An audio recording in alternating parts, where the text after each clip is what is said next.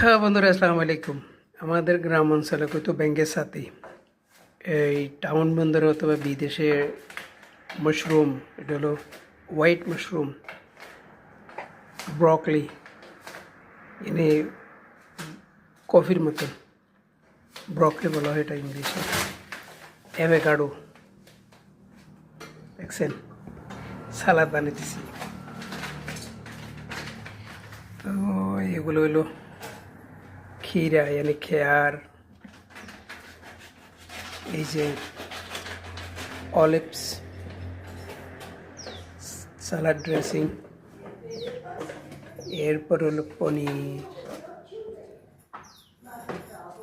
Rocket, সালাদ পাত্তা, olive oil.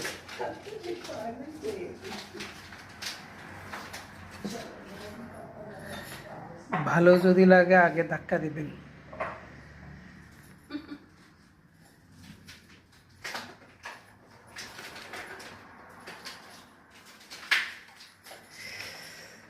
এগুলা এমন জায়গায় হয়তো আমাদের গ্রাম্য অঞ্চলে গরুর গোফরের টালে, শালির টালে, কুকুরের পেশাব যেখানে করতো ওখানে। এখন টাউন বন্দরে এগুলো সব হয়ে গেছে।